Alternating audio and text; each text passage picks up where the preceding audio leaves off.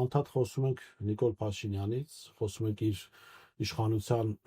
ծրագրից, որը իմ գնահատմամբ թուրքական ծրագիր է, դա հայկական ծրագիր չի, հայանպաստ չի կարող Հայաստանի օգուտ բերել, հա։ Բայց մյուս կողմից ես հաճախ ընդունում քաղաքական գործիչների ընդդիմադիր հարցեր եմ տալիս, այդ թվում ձեր ֆրակցիայի ներկայացուցիչներին,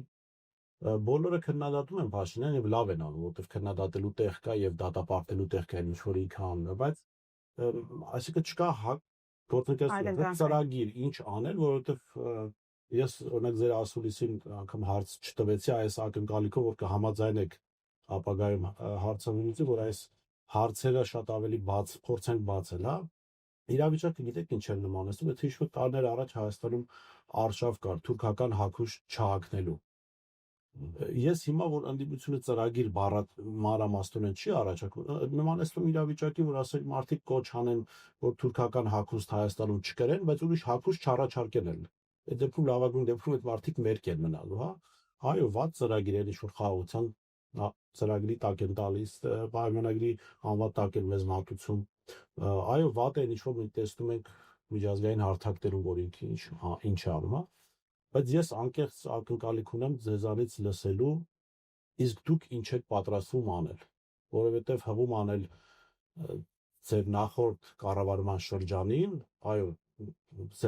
հստակ ձեռքբերումների տարիներ են եղել, բայց աշխարհը հիմա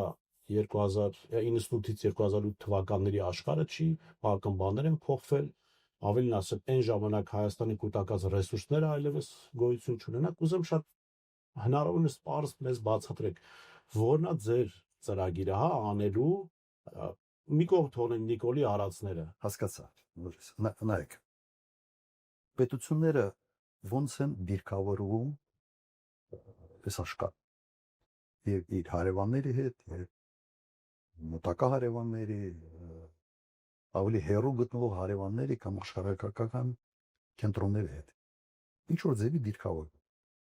Ճիշտ, հատկապես փոքր պետությունների համար սա չափազանց կարևոր է։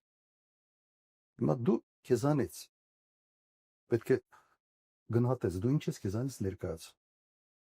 Ինչ պոտենցիալ եւ հնարավորություններ ունես քո անվտանգությունը ապահովելու համար։ Ինչ պետք է անես այդ ուղղությամբ։ Սեփական բանակ, անվտանգային համակարգ։ Եվ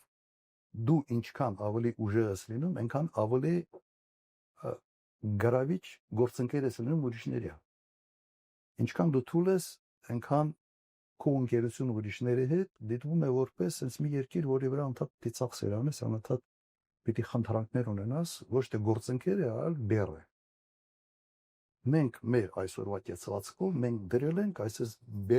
բեռ պարտներ կարգավիճակի մեջ։ Ոնց են դա փոխել։ Ինձ հասկանում։ Ու փոքր երկիրը կարող է եւ պետք է որոշակի կոմպլեմենտորության sense քաղաքականություն ունենա, բայց ինքը չի կարող շպագատի մեջ լինել։ Չի կարող։ Վերջերս Հայաստանի վարչապետը եղավ Էստոնիա։ Փոքր երկիր Ռուսաստանի հետ սահմանակից։ Այդ չասենք, թե ուր գնաց ցարիկ դրեց ինչի համար է վարվել, բայց այդ փոքր երկիրը ինքը իրենք որոշել են, որ իրենք վտանգ են տեսնում Ռուսաստանից, ինչքանով է արդարացված, դրա մասին չեն քննարկում, չեմ կարծում, որ դա արդարացված է, բայց իրենք ուղղություն են վերցրել, օրինակ Եվրոմիություն, ՆԱՏՕ եւ փորձում են այդ մեծ համակարգի մաս լինելով իրենք որպես փոքր պետություն երաշխավորել իրենց անվտանգությունը։ Հիմա Հայաստանը այս տարածաշրջանում մենակ ի վիճակի է դա ապահովել այս վիճակը։ Չեմ կարծում, որ որևէ ողջամիտ մարդ կարող է այս հարցին ասել այո կարող, չի կարող։ Ուրեմն դու առաջերտին քո ներսում ավելի կազմակերպված պետք է լինես, քո բանակով զբաղվես եւ հնարավոր աշխարհակաղակական պարտներների հետ այն ընկերությունը սահմանել, այն գործընկերությունը, որը կկոմպենսացնի այ բացը ինչ դու ունես։ Սա շատ པարզ տրամաբանված մոտեցումներ են։ Ես չեմ տեսնում, որ այս իշխանությունը այդ ուղղությամբ որևէ բան անում է։ Հիմա նայեք, մեր տարածաշրջանի ուղղակի քարտեզին նայեք։ Հարավային Կովկասը հյուսիսում, Ռուսաստանն է հարավում, Թուրքիա, Իրան։ այսօր մտածել, թե եվրոպացի կարող է Հայաստանում որևէ անվտանգային հարց լուծել, միամտություն է կամ մանկամտություն է ուտի ճիշտ։ Ոչինչ չկա։ Հա, Մակրոնը ինչ որ մի սիրուն հայտարարություն կանի, մենք կուրախանանք, միգուցե ոնց Հայաստանի վարչապետին մի հատ վարչապետի հետ գրկա խառնվի, ինքը սիրում է գրկա խառնվել ընդհանրապես, դրանով ամեն ինչ ավարտվելու։ Հիմա կա 3 պետություն, որոնք հողի վրա այս տարածաշրջանում իրականում կարող են դերակատար լինել։ Կրկնեմ, Ռուսաստան, Թուրքիա, Իրան։ Հիմա որ երկիրն է մեզ ավելի հոգի հարազատ։ Շատ բարձ հարց է դուրս։ Որ երկրի հետ են մեր տնտեսական կապերը ավելի ուժեղ։ Ունեն պատմություն այդ կապերը եւ ունեն ծավալ։ Հսկայական ծավալ։ Որ պետությունն է այդ 3 պետություններից ամենից հզոր իր պոտենցիալով, եւ տնտեսական, եւ ռազմական։ Եվ որ պետությունն է մշակութային առումով մեր հետ շատ ավելի մոտ։ Այստեղ այն հարցերն են, որտեղ որոնց չկան sense բազմակարծիքության բան չի կարող լինել։ Նաեւ մշակութային կոդով ամենից մոտ պետությունը մեզ համար Ռուսաստանն է։ Հիմա մյուսը Թուրքիա։ Կարող է Թուրքիայի հետ մենք ունենանք այս ինչ որ ասում եմ, այս բոլոր կոմպոնենտները կան, թե չկան, երկը չկա։ Ավելինը մեր հարաբերությունները ծանրաբեռված են պատմական լիք պատմական բեռով, շատ ծանր բեռ։ Հիմա ուրեմն մենք պետք է ճիշտ կողմնորոշենք եւ ասենք մեր անվտանգության համար ինչ է պետք։ Դա այն է ինչ առաջին նախագահից սկսած մինչեւ երրորդ նախագահ Հայաստանը անում էր։ Ուրեմն պետք է այդ հարաբերությունները ոչ թե շպագատով փորձել կարգավորել։ Շատ հստակ ռազմավարական դաշնակցային հարաբերություններ։ Սա այն կոմպոնենտն է, որը միացնում ես ներսում կազմակերպվածության քո պոտենցիալը բացահայտելու շատ ծանր աշխատանքով եւ այս երկուսը միացնելով դու ապահովում ես քո անվտանգային հարցերը։ Ճիշտ այնպես, ինչպես դա արել էինք։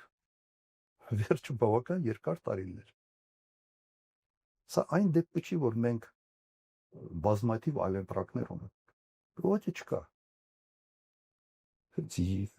Եվրոպայից վերջի այս քննարկումները անիմաստ քննարկումներ են։ Հա, սիրուն ինչ որ թեմա է, բայց այդ թեմայի նաև հենց եվրոպացիք չեն էլ արձագանքում։ Այսօրվա վիճակում կա միակ նպատակ։ Ռուսաստանի վատություն անելով Ուկրաինայի միջոցով, Հայաստանի միջոցով մեկ այլ ինչ որ գտնել այլ երկրները, որոնց միջոցով կարող է ինչ որ վատություն անել։ Սա ռազմավարություն չի։ Սա ուրիշի ձեռքում գործիք հանդիսանալ։ Սա ենք ուզում։ Օրինակ, փոքր հավելում անեմ, մենք իհարկե այնքան միամիտ չենք, որ հավատանք, որ աշխարհակահական հարաբերությունները միակողմանի են, ոնց որ սրանք, ասենք, խորհրդարանում Եվրոպա գնալու նախագիծ են ընդունում, այո, համաձայնելով ձեզ, բայց այնուամենայնիվ Ռուսաստանը եւս ուրիշ է եւ այդ համագործակցությունը պիտի փոխադարձաբար լինի։ Մենք աշխարհում արդյոք Ռուսաստանի համար Հայաստանը առավել մեծ նշանակություն կամ զգալի նշանակություն ունի, կամ Թուրքիան, Ադրբեջանը, որոնք մեր հակառակորդներն են եւ բնականաբար իրենք էլ են աշխատելու։ Այստեղ ինչպես պետք է բալանսավորել, որ մի կողմից Ռուսաստանը լրացնի անվտանգության այն բացը, որ մենք ունենք, մյուս կողմից Թուրքիա եւ Իսկ կա ուրիշ պետություն, որը ավելի է շահագրգռված Հայաստանով, քան Ռուսաստանը։ Կա այն վիճակն է, որ մենք օգտության տեղ ունենք, աշխարհաքաղաքական վիճակը ընդհանրապես այդ քաղաքականությունը դաժան է։ Հիմա մենք կարող ենք ստանալ եւ երազել ասել Ավստրալիայի հետ ուզում ենք եւ այլ Ավստրալիայի համար դու ով ես։ Դու հետաքրքիր չես ընդհանրապես։ Վերջը դու պետք է փորձես այդ երկրի շահերը համադրել քո երկրի շահերի հետ եւ հասկանալ այստեղ խաչման կետեր կան թե չկա եւ ինչքանով են լուրջ այդ խաչման կետերը եւ կառուցել ամեն ինչ դրա վրա։ Իսկ եթե դու փորձում ես, եթե դու վարում ես անհասկանալի քաղաքականություն, դու բարեկամներից թշնամիներ ես սարքում, դու բոլորի մոտ կասկածամտություն ես մտցնում,